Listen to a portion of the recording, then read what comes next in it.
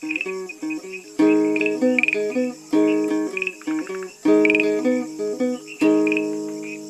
Taïwan International, les joies de l'éco-construction. Bonjour à toutes et à tous et bienvenue dans Les Joies de l'éco-construction, une émission qui vous ouvre de nouveaux horizons. Ces dernières semaines, je vous ai parlé du mouvement du jardin terrestre, Diqiu Huayuan, fondé par Elsa Feng, dont certains membres se sont installés à Xingang, dans la campagne du comté de Jiayi, pour explorer de nouvelles formes de vie collective plus en lien avec la nature. Si vous voulez en savoir plus sur la genèse de ce projet et écouter des témoignages de participants, vous pouvez retrouver tout cela dans les 3 derniers épisodes sur le site de RTI. Vous y entendrez entre autres Florent Kakino, un Français qui vit à Hufeng et qui va souvent donner un coup de main à Elsa pour divers projets de construction. Là, c'était par exemple des auvents sur une structure en bambou qui ont d'ailleurs bien résisté au typhon Danas qui a durement frappé Jiayi il y a quelques jours. Florent a fait des études de mécanique et il est très bricoleur puisqu'il a refait tout l'intérieur de sa maison, avec du bois notamment, et il y a quelques années, il a commencé à planter quelques fleurs sur le balcon. De fil en aiguille, ses balcons et son toit sont devenus des jardins, presque une petite jungle urbaine, donc pour faire son repas, il lui suffit d'ouvrir la fenêtre et de cueillir quelques légumes. Bon, bien sûr, ça demande de l'entretien, même si le jardin de Florent se développe de manière organique. En ce qui concerne les projets de construction en matériaux naturels, Florent a aussi participé à plusieurs projets, notamment la maison Goutte, Shuidiu à Taichung, une oasis en pleine ville avec potager en permaculture et une magnifique salle de classe en sac de terre recouvert d'un enduit à la chaux avec un toit en bambou dont je vous ai beaucoup parlé dans cette émission. À Xingang, avec le mouvement du jardin terrestre, j'ai tendu le micro à Florent pour une interview de 5 minutes et j'ai fini avec 1 heure d'enregistrement car Florent est non seulement un bricoleur et constructeur très doué, ce qui lui vaut le surnom bien mérité de MacGyver, c'est aussi une personne qui aime réfléchir et faire réfléchir. D'ailleurs, les deux sont un peu liés. Il vaut mieux réfléchir avant de se lancer dans un travail manuel, sinon on risque de devoir tout refaire et travailler avec ses mains permet aussi souvent de méditer, réfléchir ou discuter en même temps. Mais de nos jours, le travail manuel peut paraître rébarbatif au premier abord pour certains, ou tout simplement, dans la société actuelle, on n'y est plus habitué, ni même formé. Florent nous explique comment il travaille avec les volontaires à Xingang. Il y a des choses que moi j'aimerais faire, mais je ne suis pas confronté à des gens qui sont très manuels ou très compétents. Donc il y a des choses qui sont incontournables, je suis obligé de les faire. Puis il y a des choses que je les délègue en me disant que ce ne sera pas bien fait, dans le sens où ce ne sera pas le mieux fait possible, mais il faut intéresser les gens à faire quelque chose. Et plus on fait quelque chose, c'est un peu comme la danse, la musique, c'est un mouvement, c'est une mécanique musculaire. Donc en fait, c'est la répétition du mouvement, la répétition de la pensée qui fait qu'au bout d'un moment, on n'a plus besoin d'un maître, on peut faire tout seul. Et quand on est confronté à un nouveau défi, on a des outils pour résoudre le nouveau défi. Parce que si on se contente de dire le prof il a dit il faut faire comme ça, on fait comme ça, mais on n'a pas analysé la situation. Le prof il a dit comme ça, mais c'était sur le cahier, c'était dans le bouquin de cours. Et souvent j'ai remarqué qu'il y a ce genre de petits détails où les gens ils disent ah bah oui j'avais pas pensé à ça. Et moi je l'ai vu. Mais ça c'est parce que j'ai des années d'expérience. Ça vient pas tout de suite. Avant d'entreprendre un travail manuel, que ce soit du bricolage, de la menuiserie ou en construction, Florent prend le temps qu'il faut pour réfléchir. Réfléchir à toutes les options possibles et aux conséquences du choix de tel ou tel matériau, de telle ou telle façon de faire.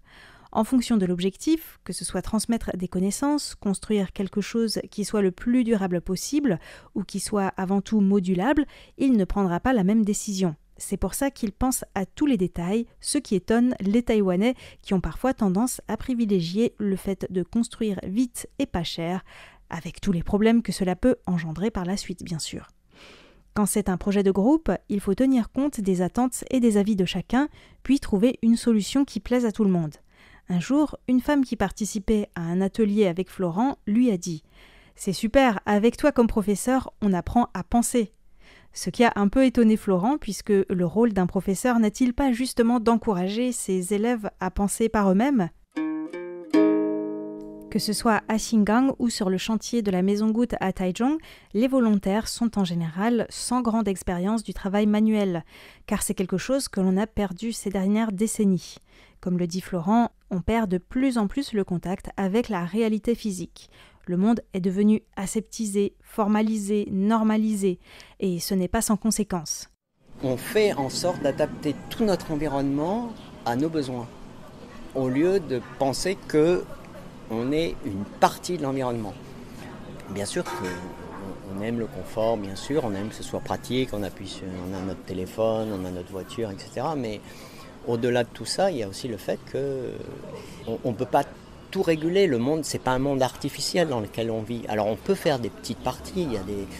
Les constructions bambou, c'est le contre-exemple de ce qu'on fait. C'est-à-dire que nous, quand je dis nous, c'est les humains en général, maintenant, ils sont en train de standardiser la construction de façon à ce que ce soit facile, pas cher. C'est surtout le pas cher qui induit le facile, parce qu'il faut gagner de l'argent. Donc en fait, il faut des moyens de production qui soient standardisés au maximum. C'est-à-dire qu'on envoie de la matière première, on en fait ce qu'on veut pour que quand elle sorte, on ait quelque chose qui est prêt à l'emploi et que ce soit partout, facile à faire, etc. Alors qu'en fait, le bambou, c'est justement là où c'est du bambou. On se dit, c'est du bambou, mais en fait, chaque morceau de bambou est différent. Donc on peut dire, on a fait un truc en bambou, mais à chaque fois qu'on met un morceau de bambou, à chaque fois, il y a un défi en fait. Parce qu'il faut avoir le bon morceau de bambou, ou alors le nœud il n'est pas au bon endroit, ou alors le diamètre n'est pas correct, ou alors il y a une petite courbure. Travailler avec du bambou est donc une très bonne manière de revenir tout simplement à la réalité physique de ce monde. Florent est très impressionné par la manière dont les Grecs et Romains construisaient dans l'Antiquité.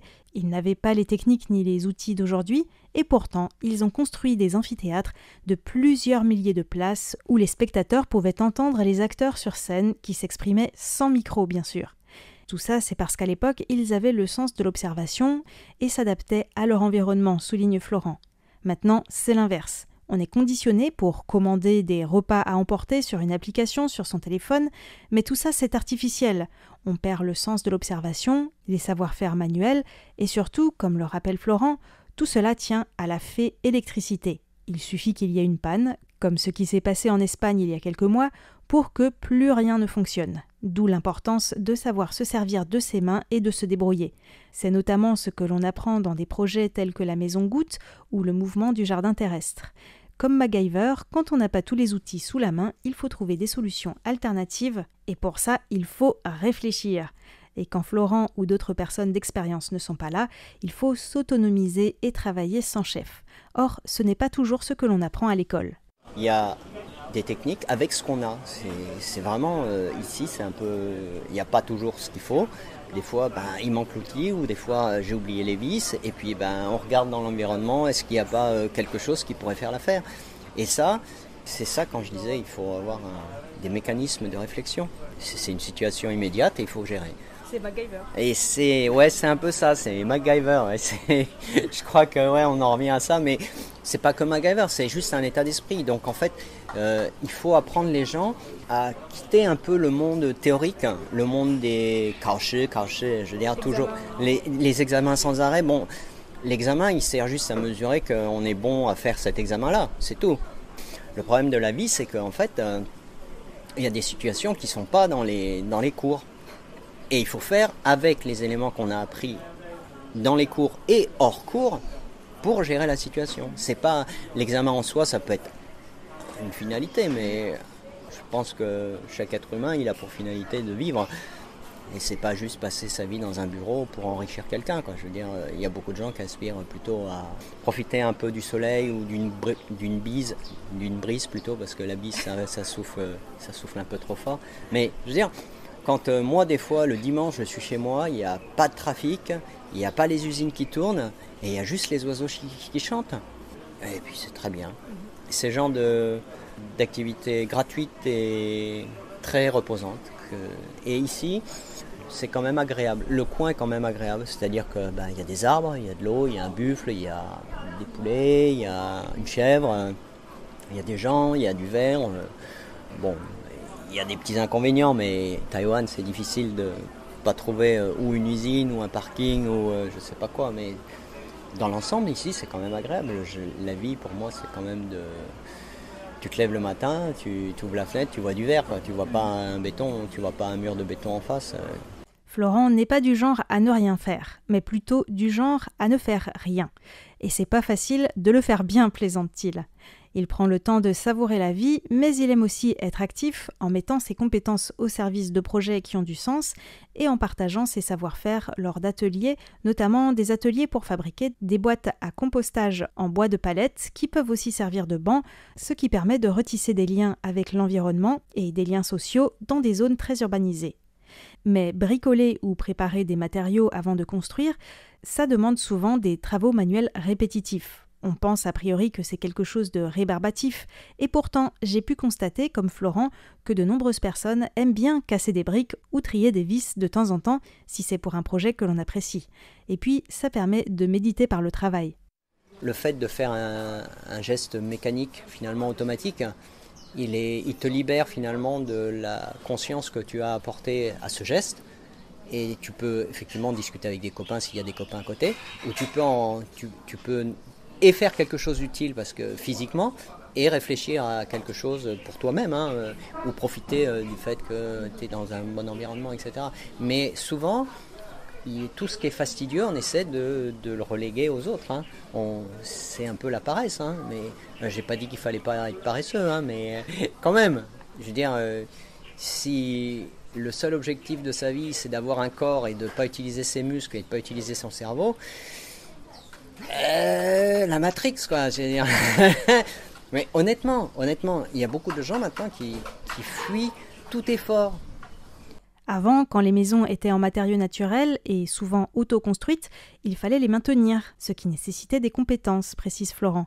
Maintenant, les gens sont coupés du monde de la construction, qui est monopolisé par des professionnels et en plus d'une manière segmentée. On se retrouve démunis, même devant une fuite d'eau qu'on ne sait plus comment réparer soi-même. De nos jours, on a tendance à sous-traiter tout ce qui est pénible. Et en fait, on veut juste profiter du produit fini.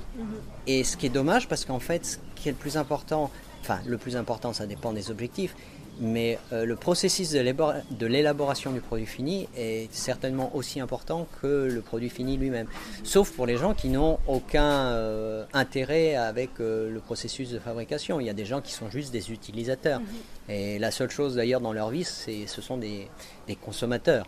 Je trouve que quand tu as participé à un truc, c'est souvent d'ailleurs que tu es content, par exemple, quand tu vas avec des amis, tu dis « Ah, ça, moi j'ai participé, j'ai fait ça ». Il y a un espèce de senchokan, de sentiment de satisfaction, de plénitude, de se dire je suis utile, entre guillemets, à quelque chose dans cette société. C'est pas juste je vais gagner de l'argent, je sais pas pourquoi, et puis après je consomme sans savoir ce que j'en fais.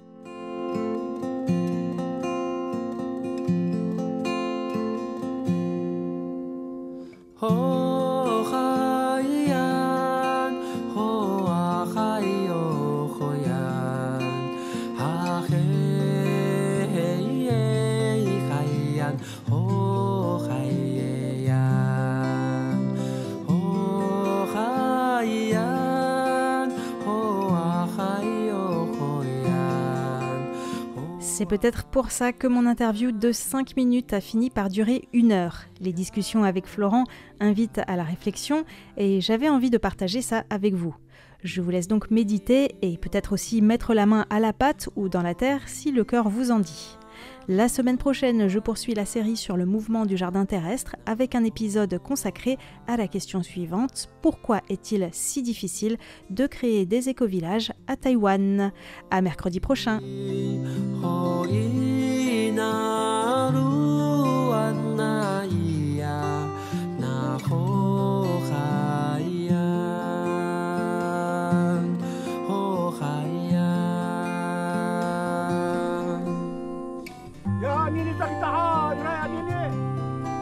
Kita tu ni tempat kita. Ini tu lah batan nama Tatai. Hanisan, tu masuk kita. Ini baru satu na ni dah. Karena numan, dah ilah ko baru taka. Dah kita ni nalesan. Jangan aku salgila. Oi. Oh,